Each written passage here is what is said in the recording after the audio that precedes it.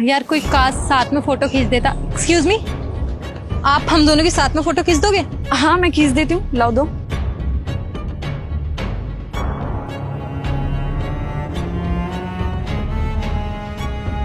ये लो। Thank you. देख फोटो तो काफी अच्छी खींची है, फोटोग्राफी अच्छी कर लेते हो आप। अच्छा मम्मी।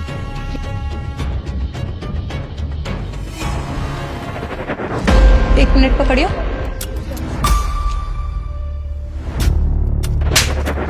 हिम्मत कैसी है तुम्हारी हमारी गाड़ी के आगे आके खड़े होने की? क्या मतलब? ये आपकी गाड़ी है और अगर मैं आपकी गाड़ी में टीक लगा के खड़ी हुई हो गई तो इसमें कुछ होगा थोड़ी। मैं बस नॉर्मली खड़ी थी यहाँ पे, गंदी थोड़ी हो गई है, बिल्कुल साफ है, आप देख सकते हो। अब तुम जैसे लोग अगर इसके आगे आके खड़े होते हैं ना तो ऑटोमेटिकली ही गंदी हो जाती है, उस पे कीचड़ फेंकने की जरूरत नहीं पड़ती है। ये तुम कैसी बातें कर रही हो? अभी लगता है बदतमीजी देखी नहीं है। तुम्हें पता है अगर कोई हमारी बिना परमिशन के हमारी गाड़ी को टच भी करता है ना, हम उसके साथ वो करते कि वो सोच भी नहीं सकता। और आपने अपनी बेटी को संस्कार नहीं दिए क्या कि ऐसी किसी की भी चीजों को हाथ नहीं लगाना चाहिए?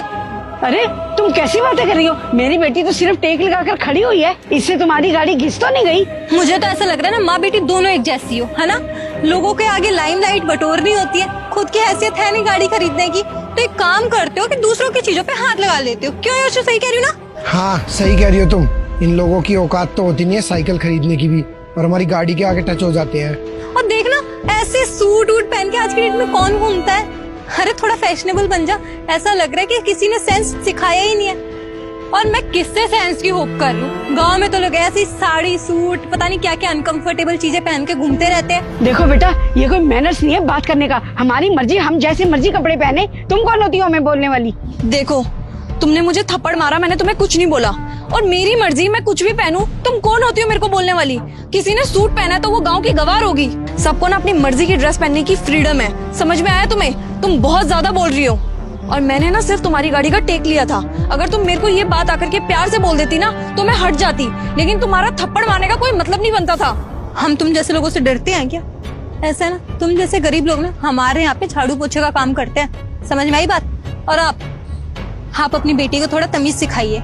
कैसे बात कर रही है, लेवल देख के रिस्पेक्ट दी जाती है। तुम्हारा दिमाग खराब है क्या? तुम्हें दिख नहीं रहा कि वो कितनी एजेड है? उनसे तो कम से कम तमीज से बात करो। तुम अपने घर में भी सबसे इस तरीके से बदतमीजी से बात करती हो क्या? आपके माँ बाप ने आपको सिखाया नहीं है कि बड़ों से कैसे बात करनी चाहिए? ओ हेलो, तुम्हें ना मेरे माँ बाप के संस्कार पे जाने की जरूरत नहीं है। अरे खुद को देखो पहले। मेरे माँ बाप ने मुझे बहुत अच्छे संस्कार दिए कि कैसे इंसान से कैसे बातें करनी चाहिए। मेरे माँ बाप ने ये मुझे सिखाया हो या ना सिखाया कि छोटे बड़ों से कैसे बात की जाती है, लेकिन ये पक्का सिखाया कि कैसे लोगों से कैसे ट्रीट किया जाता है। अमीर लोगों को रिस्पेक्ट दी जाती है और तुम जैसे गरीब लोगों को जुत्ती के नीचे रखा जाता है। अरे क्या अमीरी और क्या गरीबी, ये सब तुम क्या बोल रहे हो? तुम्हें पता है, सेंस है तुम्हारे अंदर कुछ? ये मेरी बेटी भी खड़ी है, फालतू बोल रही है। इसे मैंने संस्कार दिए हैं और तुम, लगता है तुम्हारी माँ ने तुम्हें यही संस्कार दिए। जैसी तुम हो वैसी ही तुम्हारी माँ होगी। अरे ओ बुढ़िया, तुम्हारी ये हिम्मत!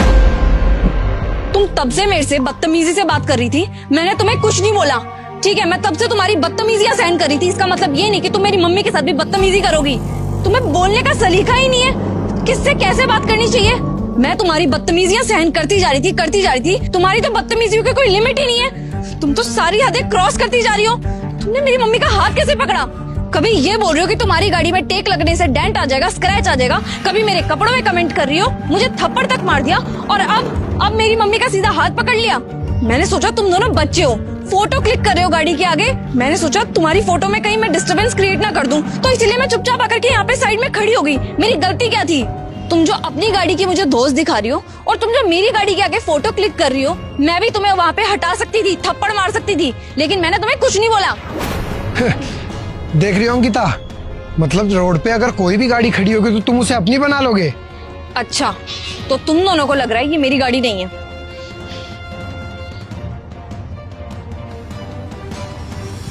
अब तो पता चल गया होगा कि ये गाड़ी मेरी है। मेरी बेटी अगर चाहे ना, तुम्हें अभी के अभी सजा दिलवा सकती है। सजा कैसे दिलवा सकते हो आंटी? मैंने कोई ऐसा गुनाह थोड़ी ना कर दिया। तुम्हें पता है, मेरी बेटी IPS ऑफिसर है, वो चाहे ना तुम्हें अभी के अभी सजा दिलवा सकती है। सॉरी मैम, मुझे नहीं पता था कि आप यहाँ की IPS ऑफिसर है, वरना मैं कभी भी नहीं करती। आंटी जी प्लीज हमें माफ कर दीजिए। देखिए हमें सजा मत दिलाइए, मैं वादा करती हूँ आगे से कभी ऐसा किसी के साथ भी नहीं करूंगी। अच्छा, तो तुम्हें अब पता लगा कि मैं आईपीएस ऑफिसर हूँ, तो जल्दी से माफी मांग लेते हैं, है ना? और अगर यहाँ पे कोई और लड़की खड़ी होती जिसकी ये गाड़ी भी नहीं होती, तब तो तुम मुझसे पता नहीं कितनी ज्यादा बदतमीजी से बात करती, है ना? हाँ बेटा, तूने बिल्कुल सही कहा। इंसानियत होनी चाहिए इंसान में। अब मेरी गरीबी से कुछ फर्क नहीं पड़ता। हाँ माँ, मुझे तो लगता है इनके पेरेंट्स ने इनको यही सिखाया है। इनके संस्कार ना झलक रहे हैं अच्छे से। चलो, इनको समझाने का कोई फायदा नहीं है, लेकिन अगर आज के बाद मैंने तुम्हें ये हरकत करते हुए कभी भी पकड़ा ना, तो मैं तुम दोनों को छोड़ूंगी नहीं। चलो माँ,